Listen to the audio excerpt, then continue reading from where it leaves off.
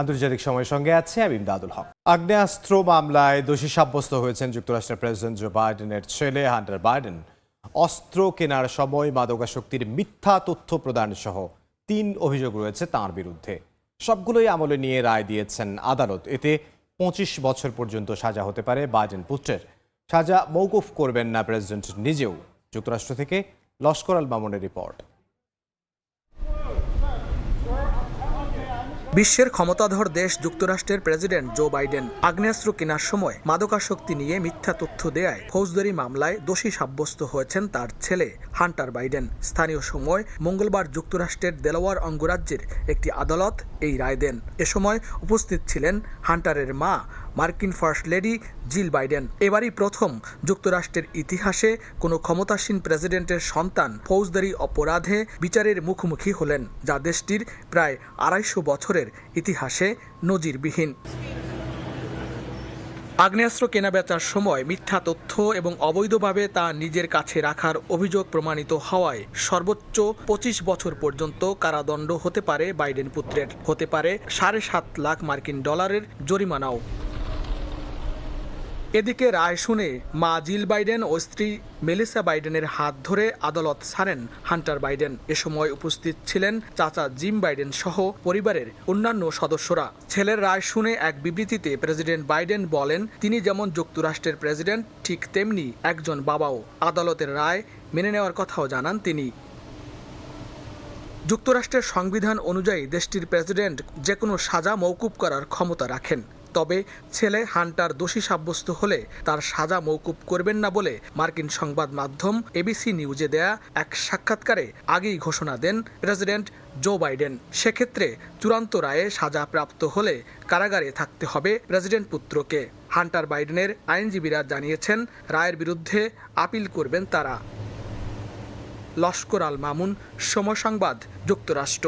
G7 সম্মেলনে যোগ দিতে ইতালি যাচ্ছেন ভারতের প্রধানমন্ত্রী নরেন্দ্র মোদী। বৃহস্পতিবার তিনি এই সম্মেলনে যোগ দেবেন বলে জানা গেছে। তৃতীয় মেয়াদে প্রধানমন্ত্রী হিসেবে দায়িত্ব গ্রহণের পর এটি হবে মোদীর প্রথম বিদেশ সফর। মঙ্গলবার ভারতীয় গণমাধ্যম এনডিটিভির এক প্রতিবেদনে বলা হয়, G7 শীর্ষ সম্মেলনটি বৃহস্পতিবার থেকে শনিবার ইতালির আপুলিয়া অঞ্চলে অনুষ্ঠিত হবে। এ সম্মেলনে রাশিয়া ইউক্রেন যুদ্ধ এবং ইসরায়েল গাজা সংঘাত সহ বৈশ্বিক কূটনীতি নিয়ে আলোচনা করা হবে বলে জানা গেছে।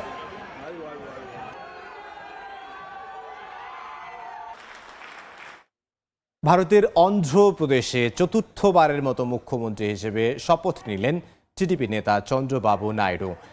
বুধবার তার শপথ গ্রহণ অনুষ্ঠানে উপস্থিত ছিলেন দেশটির প্রধানমন্ত্রী নরেন্দ্র মোদী, স্বরাষ্ট্রমন্ত্রী অমিত শাহ, প্রতিরক্ষা মন্ত্রী রাজনাথ সিং সহ বিজেপির শীর্ষস্থানীয় নেতারা। এদিকে আগামী ২৪ জুন বসতে পারে ভারতের ১৮তম লোকসভার প্রথম অধিবেশন। ভারতীয় সংবাদ মাধ্যম ইন্ডিয়া টুডের প্রতিবেদন অনুসারে ২৪ ও ২৫ জুন লোকসভা নির্বাচনে নবনির্বাচিত জনপ্রতিনিধিরা পার্লামেন্ট সদস্য হিসেবে শপথ নেবেন। এরপর ২৬ জুন হতে পারে লোকসভায় স্পিকার নির্বাচন। স্পিকার হতে চেয়েছেন টিডিপি নেতা চন্দ্রবাবু নাইডু।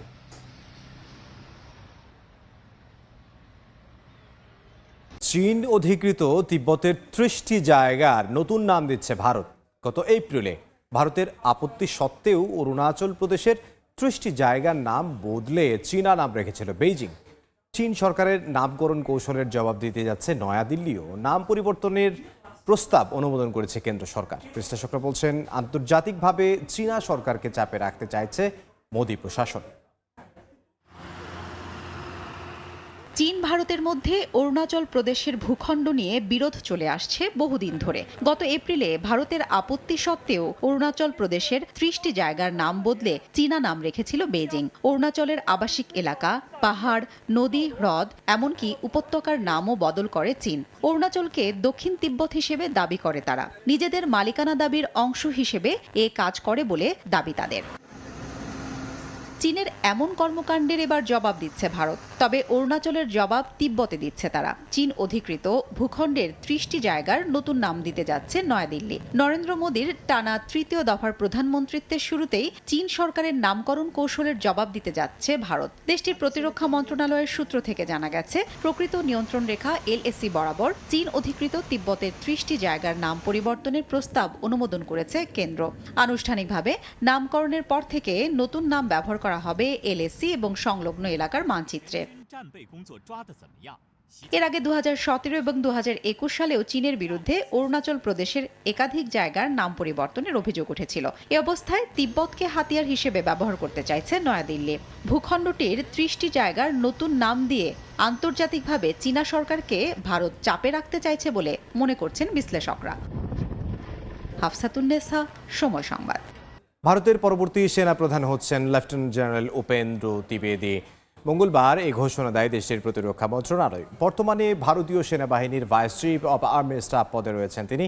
আগামী 30 জুন অবসর নেবেন বর্তমান জেনারেল পান্ডে। ওই দিনই তার স্থলাভিষিক্ত হবেন লেফটেন্যান্ট জেনারেল উপেন্দ্র।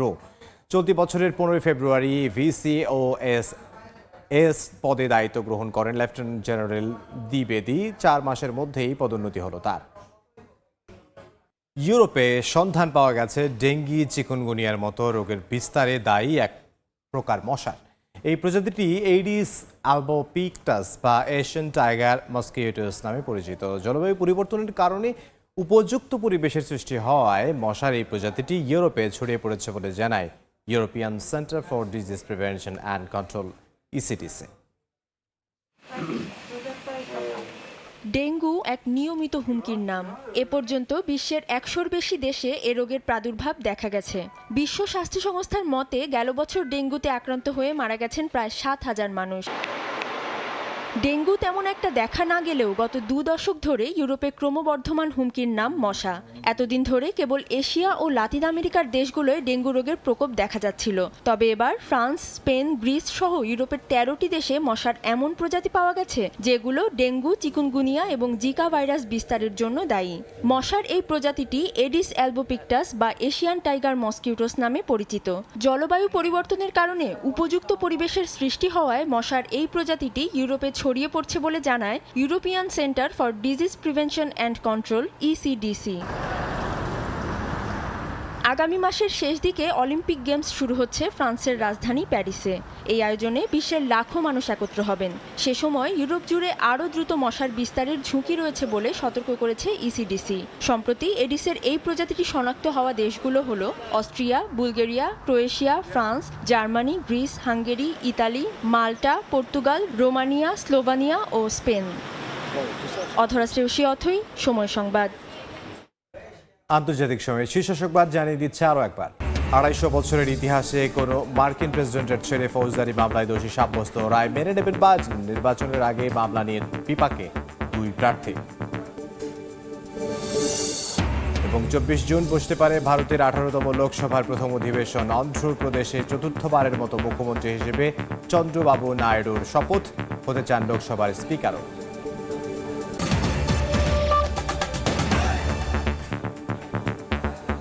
এই ছিল আন্তর্জাতিক সময়। এরপর সময় সংবাদের সঙ্গে থাকবেন সহকর্মী ওমর ইনাম। ইমদাদ, আপনাকে ধন্যবাদ। সময় সংবাদ নিয়ে ফিরছে কিছুক্ষণ পর, সঙ্গে থাকুন সময়ে।